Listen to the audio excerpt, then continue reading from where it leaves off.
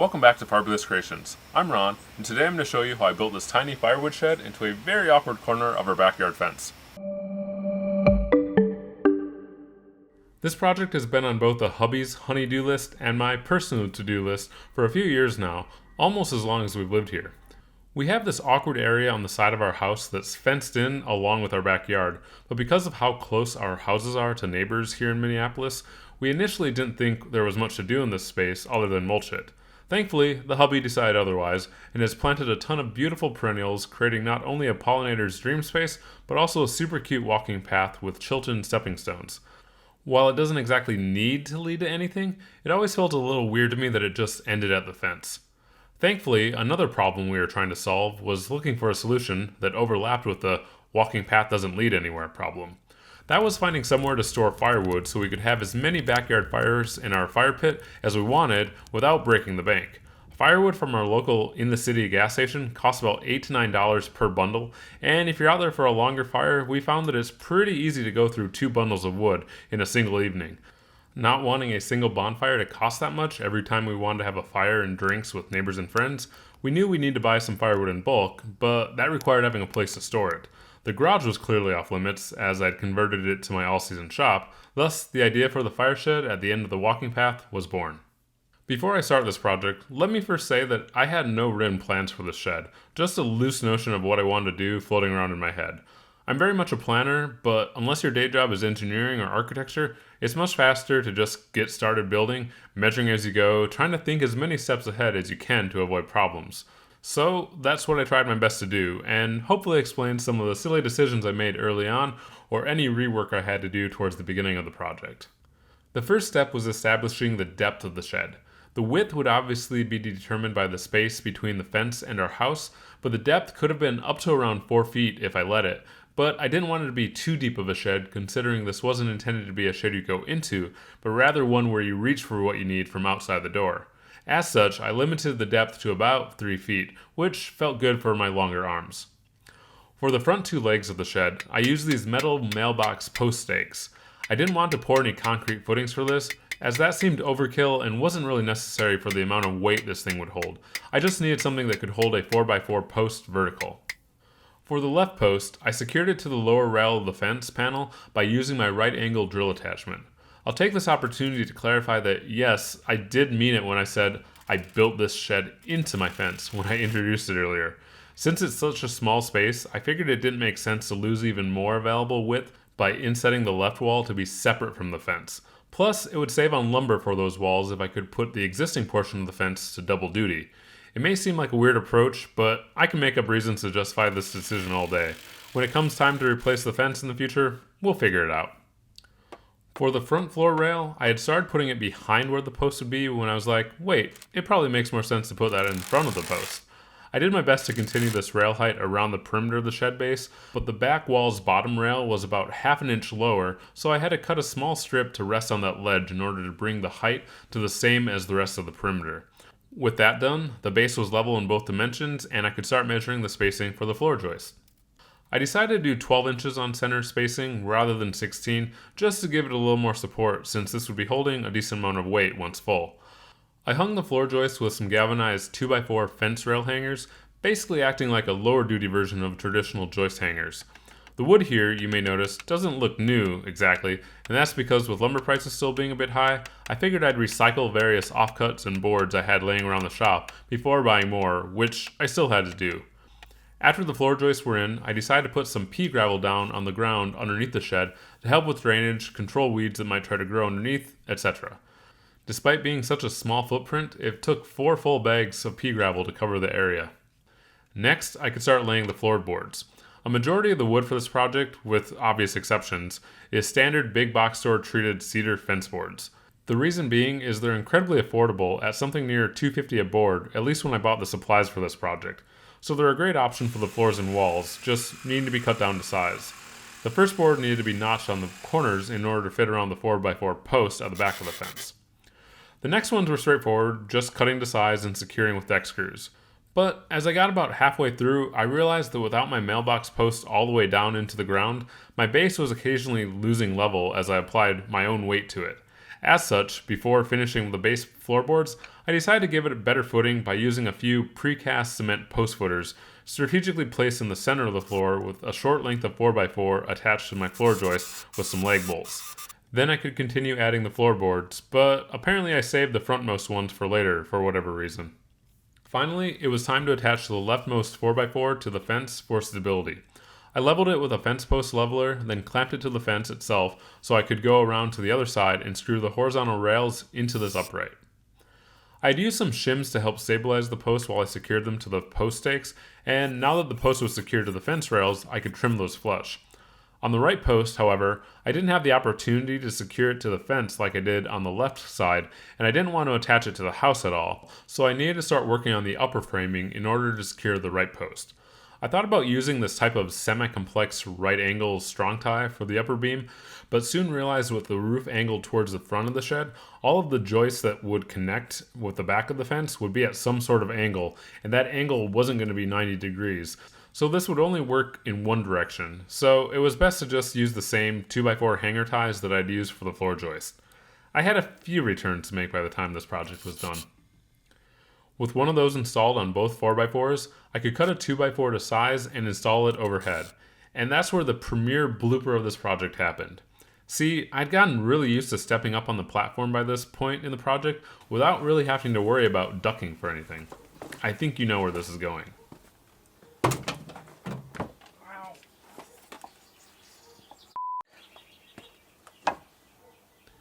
Have you ever hurt yourself so bad you need to take a deep breath to work past it?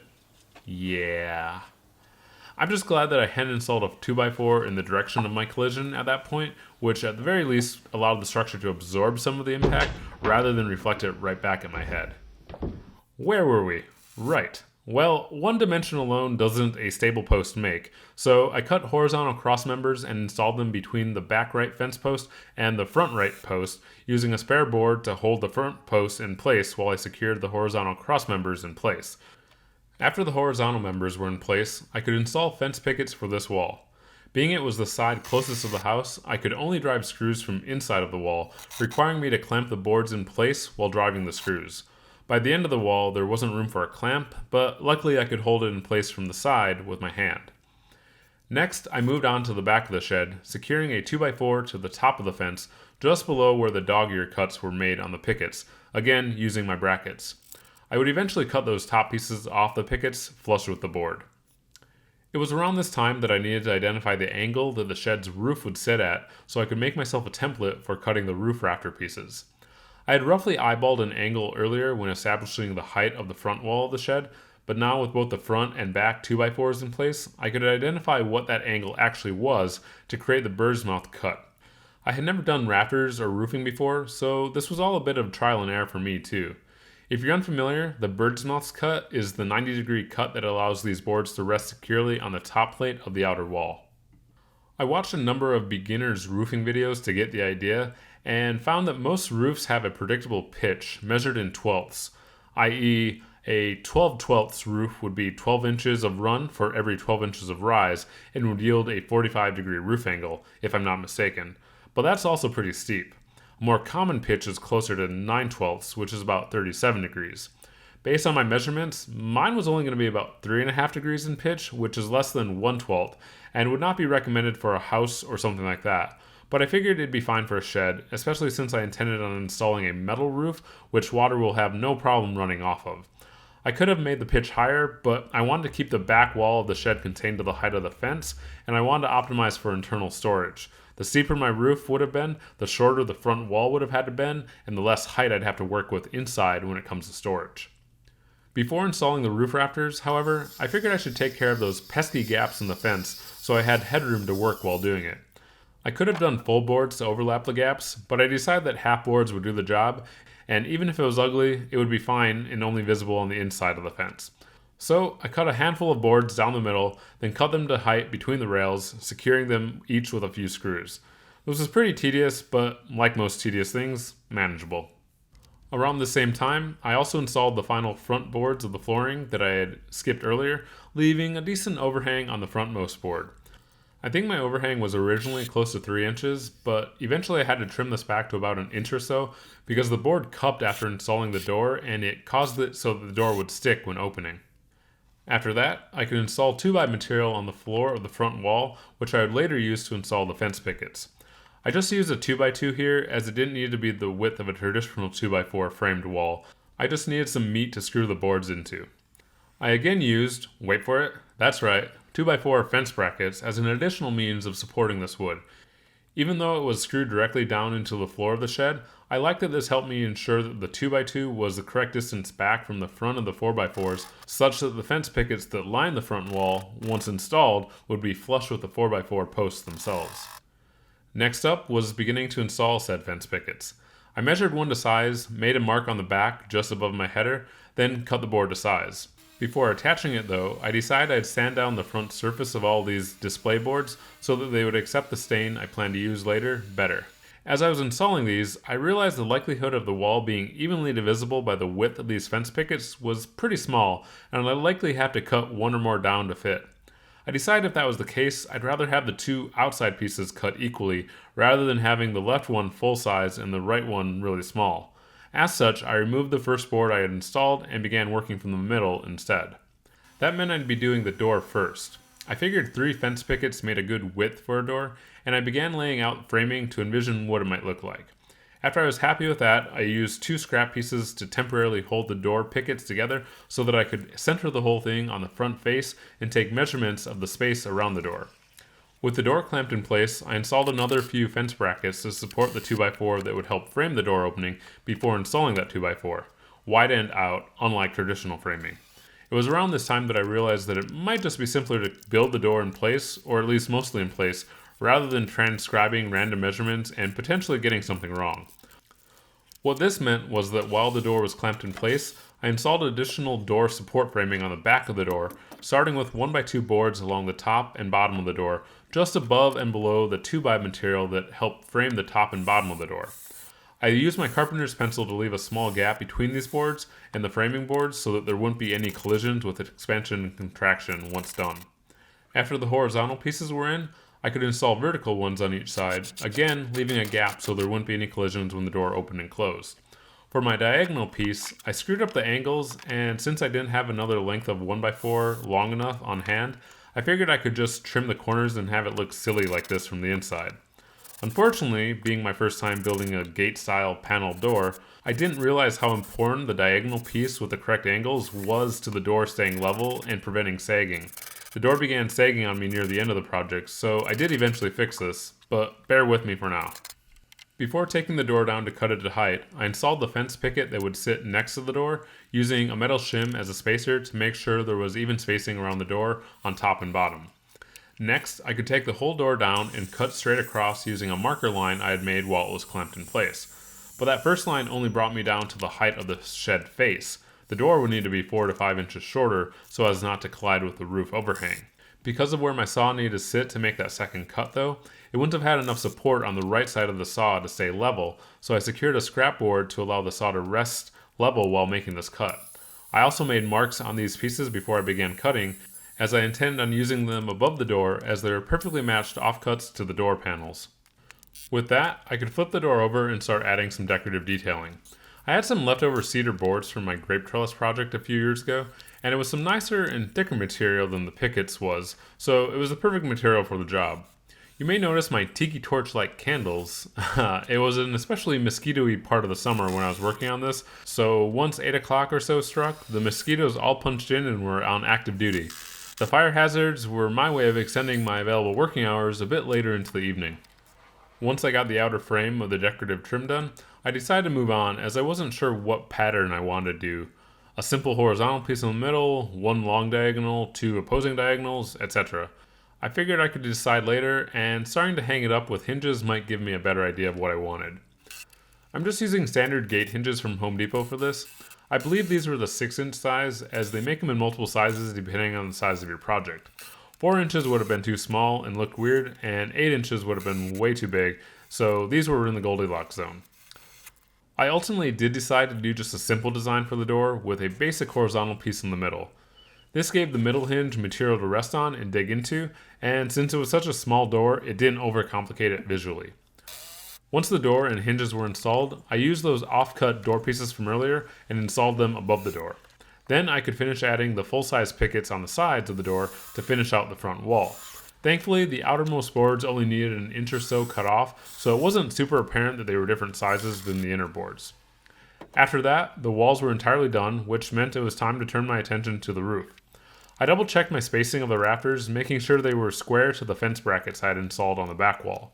Then it was time to finally commit to the height of my 4x4 posts, which I'm sure you've noticed have been 8 feet tall this whole time. I used a board on top of my roof rafters to transfer a line to each of the posts, then using the same angle as the rafters, cut the posts to size, making them level with the roof deck.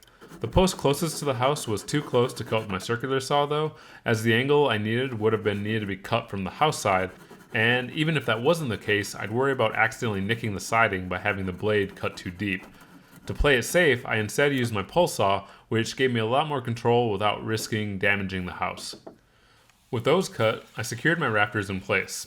I hadn't secured them prior to now because I used the same 12-inch on-center spacing I had used on the floor, and that made it a little tight for me to work. By the way, that whole bit about not wanting to risk cutting the house with a circular saw, I decided I needed to risk it after all to get the house side fence pickets cut to the right angle.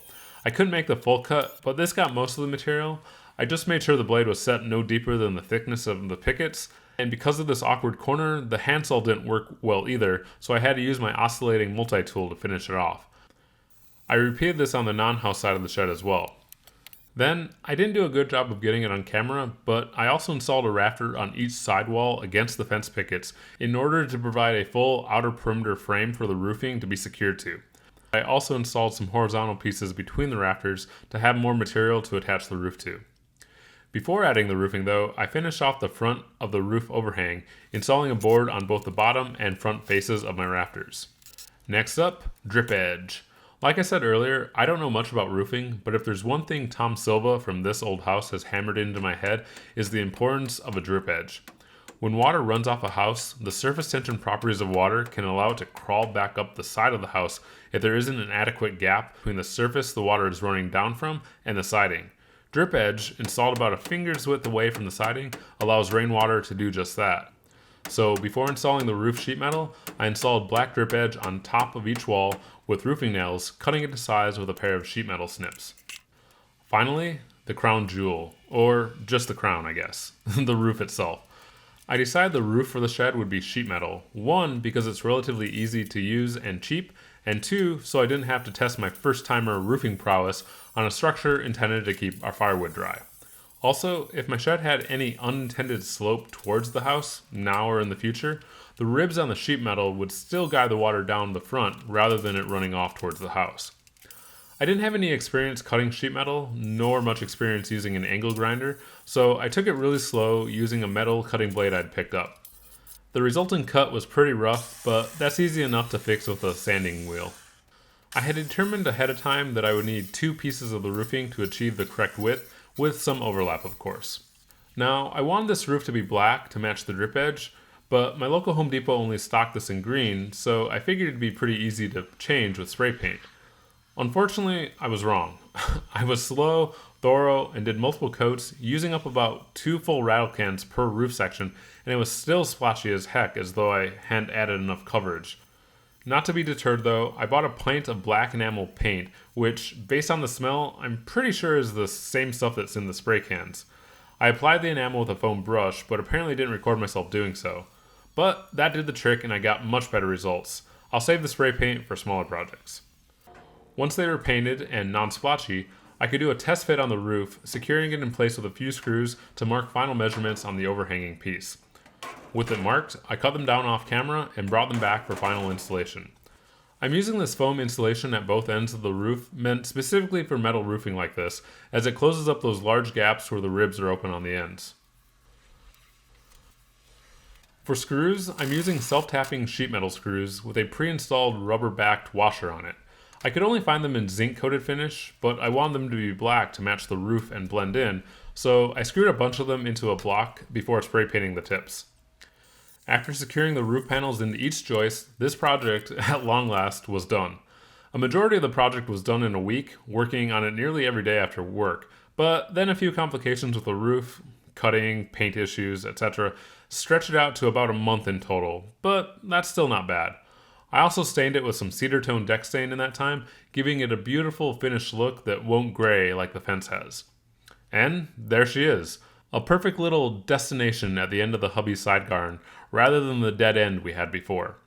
After the roof was on, I promptly bought a truckload of firewood from a local guy off Marketplace for a fraction of what we would have paid at the gas station for the same amount. The shed fit a truckload of wood just fine, with some room left to spare, which was perfect because I also installed a small shelf in there after the fact to give the hubby a place to store some small garden tools since I'd taken over most of the garage after all. And I'm happy to report we've enjoyed many a fire with friends and neighbors since without being skimpy on the wood. So I'd love to offer plans for this project, but it doesn't really make sense to, as one, this was very custom built to our unique situation, and two, I just winged it with no real plan going in. Now, I wouldn't recommend winging a larger project, but if you have a smaller project like this one, hopefully watching me wing my project is enough to let you know how you might wing your own project. If so, I sure would appreciate if you gave this video a like, and if you want to see more random yard and woodworking projects like this for me in the future, be sure to subscribe to my channel. Thank you so much for watching, and until next time, cheers!